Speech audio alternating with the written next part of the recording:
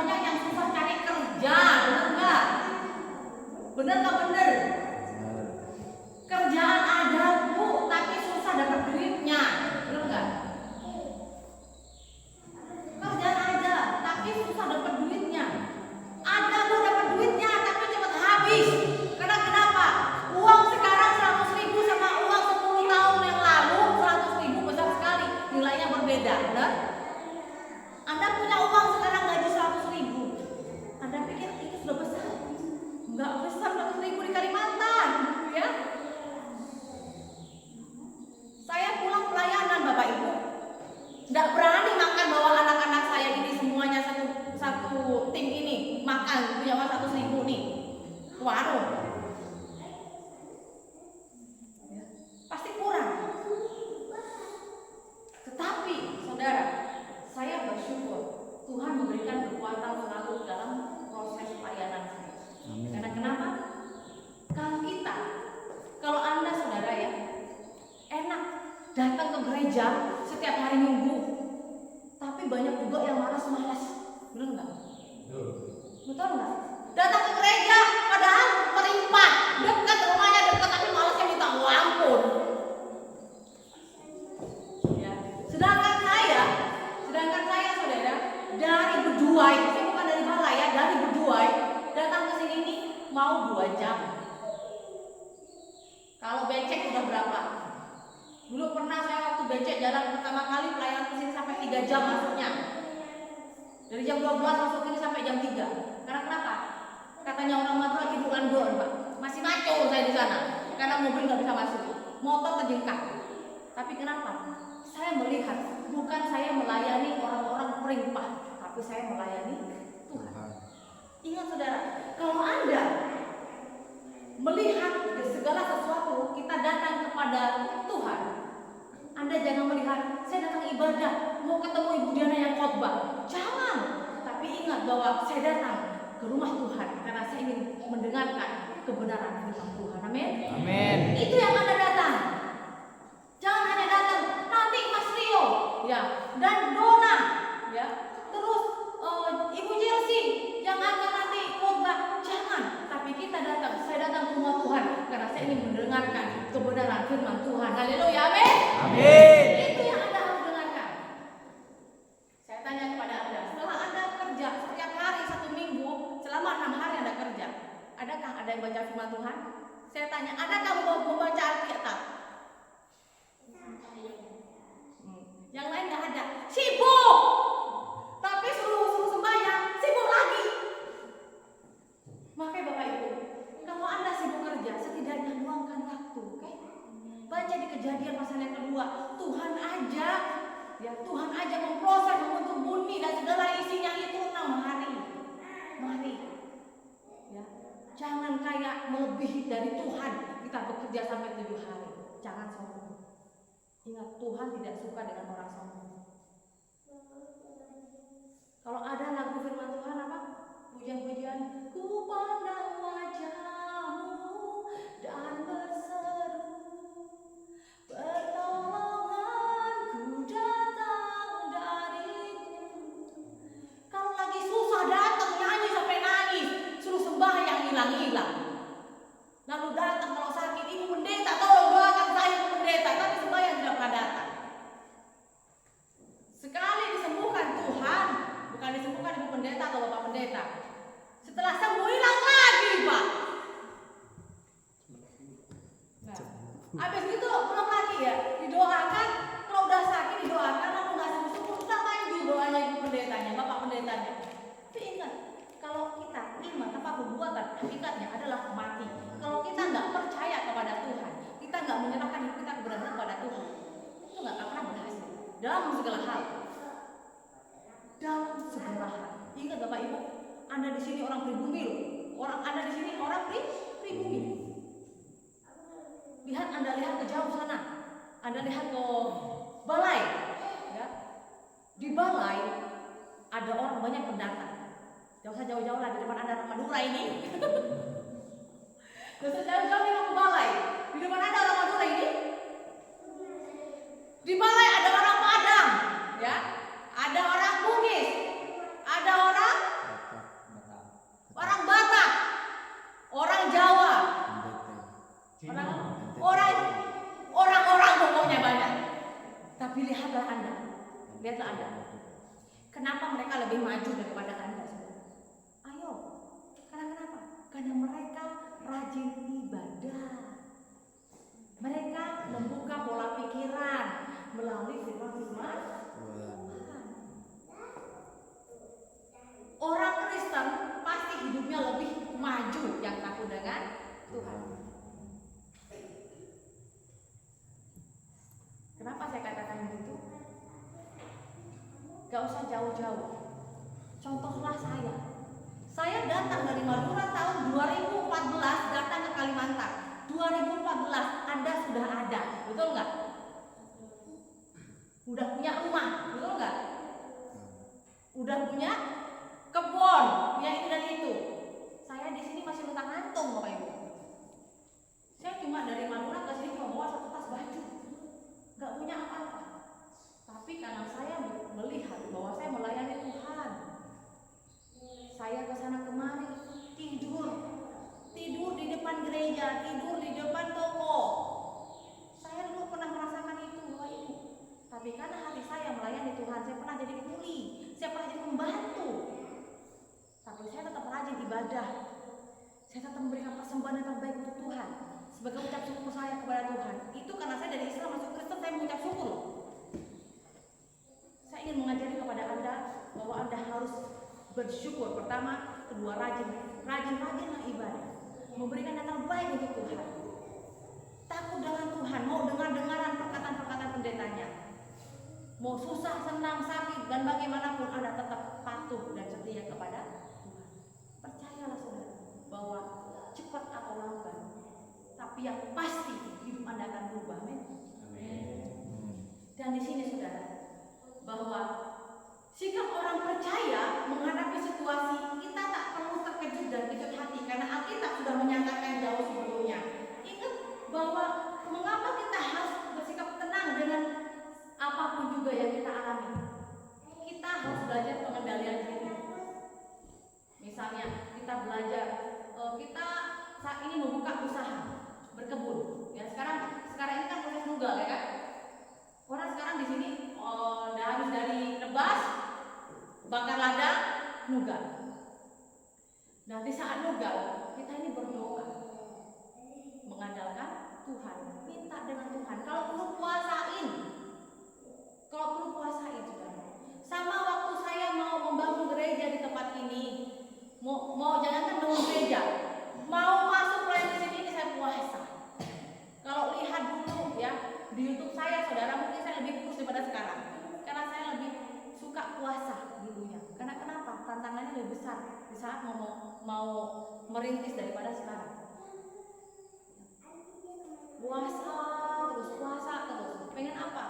Pengen bahwa saya ingin mendirikan rumah Tuhan, saya ingin melayani Tuhan, ingin memuliakan Tuhan. Itu ya tujuan saya.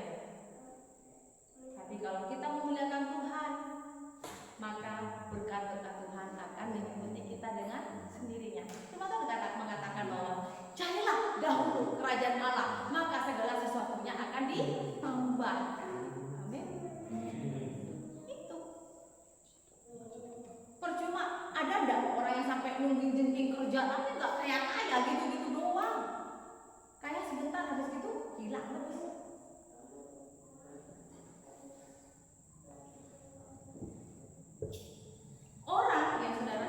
Orang yang mampu bersikap tenang akan menghadapi segala persoalan. Orang yang tahu akan kebenaran firman Tuhan, hidupnya lebih tenang daripada orang yang tidak pernah dan tidak tahu akan firman Tuhan. Orang yang tidak pernah dan tidak mau dengar-dengaran, apalagi tidak pernah ibadah, hidupnya akan lebih banyak emosional. Dengar sedikit langsung emosi. Karena kenapa? Hidupnya yang bergaul bukan bergaul dengan mau membangun hubungan dengan Tuhan, bukan. Tapi bergaulnya dengan apa? Iblis. Iblis suka, gak usah sembahyang kamu, masih ada minggu depannya lagi, sampai ke minggu depannya lagi, jangan sembahyang lagi lah. Sampai minggu depan, akhirnya nggak jadi sembahyang. Akhirnya melupakan Tuhan. Akhirnya ada orang mengatakan, percuma kamu ibadah hidup kamu gitu-gitu doang. Itu ada perkataan iblis, saudara. Kata siapa iblis itu? Katanya iblis itu bisa kita lihat tidak bisa kita lihat dengan mata. Itu bohong. Karena kenapa? Terkadang iblis itu juga ada di sebelah kita. Kok ada sih di sebelah kita? Kalau ada yang mengatakan seperti ini, nggak usah kamu sembahyang terus pun kamu nggak akan berubah hidup kamu. Itu iblis. Bilang aja, dasar kok iblis. Berangkat aja sembahyang. Amin. Saya katakan, iblis itu nggak, katanya orang nggak bisa lihat nggak bisa dilihat dengan mata. Kalau ada orang mengatakan kamu tuh so suci, kamu tuh so alim, sembahyang terus melulu, bilang katakan dasar kau iblis, itulah dia iblis. Karena kenapa? Iblis tidak suka kalau kita itu lebih dekat dengan Tuhan. Kalau sampai saat ini kita bisa bernafas, itu bukan karena kita yang hebat, tapi karena Tuhan mengasihi kita. Tuhan ingin kita berubah. Tuhan menginginkan bahwa kita ini diberikan kesempatan. Jangan sia-siakan kesempatan dari Tuhan. Karena belum tentu saat ini kita masih bisa bernafas untuk besok. Belum tentu kita bisa ketemu untuk minggu depan. Betul nggak Pak Apin? Iya. Banyak orang nggak tahu loh. Minggu depan, bulan depan, tahun depan nggak ada. Karena Tuhan datang menjemput kita ini tidak ada yang tahu. Ada nggak orang mati yang tahu duluan? Saya mau mati minggu depan Pak. Ada yang pamit nggak? Nggak ada yang pamit. Jadi hati-hati saudara.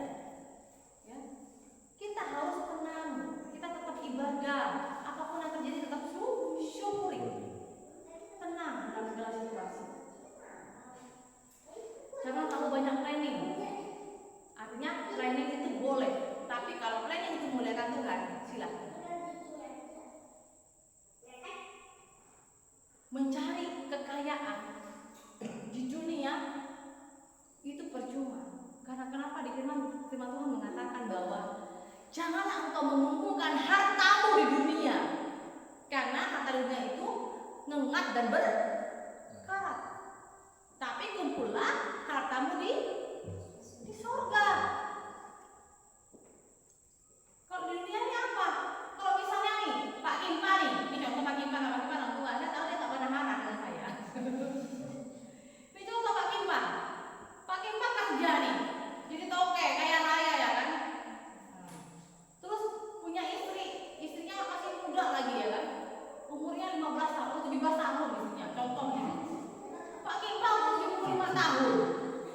Kaya raya ya kan, ulet kerja mikirin apa terus, dia nggak tahu, nggak sadar, kalau semuanya sudah waktunya, udah sewanya sudah habis, ya kan, di dunia ini, yang enak siapa?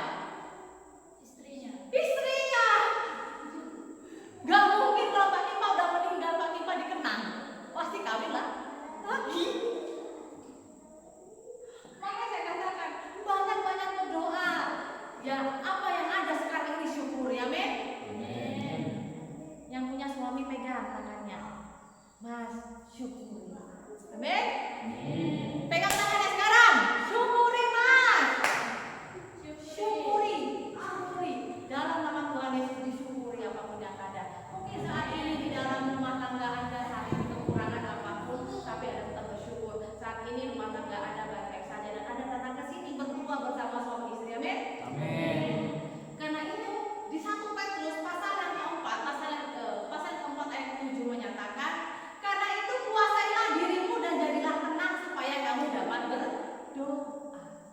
Hanya orang yang tenang bisa berdoa. Meskipun terkadang hati kita sakit, hati kita itu kecewa, hati kita ingin menangis, meskipun berdoa sambil menangis, pasti mama Ayu juga suka berdoa sambil nangis Ayu. Tidak apa-apa, yang penting jangan ngamuk-ngamuk ya. Gak apa-apa, namanya mama ya kan, mama kan gitu, selalu benar berdoanya. Mau gayanya sambil nangis, ngadu aja sama Tuhan. Jangan ngadu di sosmed. Karena kebanyakan sekarang emak-emak ngadunya di sosmed. Ngerti sosmed nggak? Di Facebook. Saya wanti-wanti dengan jemaat di sini ya. Kalau kelahi ada masalah dengan keluarganya, jangan curhat di Facebook, di IG, jangan. Kalau ada nanti saya tegur langsung. Jangan sakit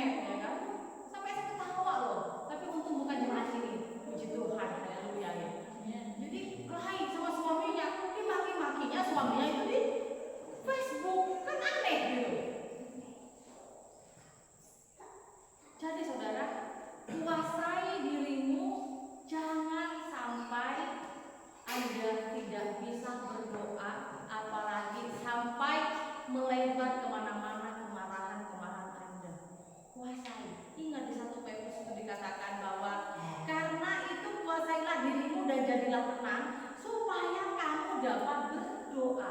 Katanya siapa doa tidak bisa mengubah segala sesuatu. Doa itu bisa merubah segala sesuatu.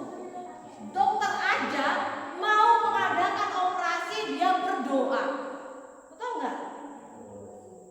Dokter loh, spesialis dokter, profesor ya, dia tetap aja berdoa. Yang Katolik berdoa dulu, yang Kristen berdoa dulu. Apalagi kita yang so jago-jago nggak mau berdoa. Orang yang berpendidikan tinggi saudara berdoa. Biasakan kalau Anda mau ke sawah, mau ke ladang, mau apapun juga berdoa. Ya. Jangan jago-jago Anda ke ladang ya. Ke ladang ya, bawa apa namanya? Bawa parang. Bawa parang, tidak berdoa. Kena parang nanti. Jangan. Kesandung kakinya sama kayu nanti. Tapi dokter saja ingat, kita lihat dokter aja yang profesor, dia mau operasi aja dia berdoa. Anda baca di sosmed, berdoa saudara, itu sudah orang yang berpendidikan tinggi. Contohlah orang-orang yang baik dan benar, agar kita juga tempias juga hal-hal yang baik. Jangan meniru hal-hal yang buruk dari orang lain, tapi tirulah hal yang baik. Iya, si itu tuh kok bisa maju, kenapa ya? Oh ternyata dia rajin berdoa ya. Karena kenapa? Di Kristen diajarkan bahwa doa dapat merubah segala sesuatu. Kalau saya, Bapak Ibu mengatakan, kenapa saya dari Islam masuk ke Kristen? Ya, karena saya sudah berdoa itu loh. Jika Tuhan yang orang Kristen bisa menyembuhkan saya, maka saya akan percaya bahwa Tuhan yang orang Kristen itu ada. Itu loh sebuah doa. Pergi ke dokter aja gak sembuh-sembuh loh dulu ya. Berobat itu semahal apapun obat-obat yang saya minum, itu gak sembuh loh. Tapi karena berdoa dari bibir mulut kita ini, dari hati kita ini, itu diberikan kesembuhan. Artinya berdoa itu luar biasa kuasanya. Amin. Amin. Jangan sepelekan berdoa. Memang berdoa itu tidak terlihat dengan mata langsung ya, mukjizat itu. Tapi ada yang tidak percaya mukjizat itu nyata dan bisa kita rasakan kalau kita benar-benar percaya. Amin. Amin. Yang terakhir, Mazmur pasal yang ke-62 ayat yang kedua. Demikian firman Tuhan. Kunci untuk mengalami ketenangan adalah tinggal dekat Tuhan, karena Dialah sumber keselamatan bagi kita. Amin. Tinggal dekat dengan Tuhan. Selama saya pelayanan di Kalimantan, yang paling banyak saya melayani orang berdoa adalah orang sakit aneh-aneh. Ngerti nggak sakit aneh-aneh? Orang yang sakit kena santet lah, didukunin orang lah, sakit nggak sembuh-sembuh lah. Ke dokter yang terakhir nih, tidak jauh dari rumah saya di Pemodis, dibawa ke rumah sakit Antonius, disuntik jalurnya itu lo bengkok Bapak Ibu. Tidak sembuh-sembuh loh Bapak Ibu. Tetangga saya sendiri loh, itu orangnya masih ada. Orangnya sakit-sakitan, tapi karena dia bilang gini, saya tolong sembuhkan saya tidak bisa menyembuhkan Bapak. Yang bisa menyembuhkan Bapak adalah Tuhan Yesus. Saya hanya bisa berdoa. Sekarang kalau Bapak berjanji kepada Tuhan, Bapak bertobat yang pertama, kedua, Bapak mau sembahyang lagi, ya, ketiga, andalkan Tuhan, mintalah pertobatan yang sungguh-sungguh daripada Tuhan. Bapak akan sembuh saat ini. Iya Bu, siap. Orangnya Bapak Ibu langsung berdoa dan puji Tuhan sampai sekarang diberikan kesembuhan. Dan sampai sekarang ini pun dia rajin ibadah. Orangnya orang Katolik, tapi kalau sembahyang juga ke rumah saya. Kenapa saya katakan dia pergi ke rumah sakit Antonius? Tahu kan Anda rumah sakit Antonius besar ya kan? Tapi yang ajaibnya jarumnya itu kayak bengkok, itu berarti kenapa?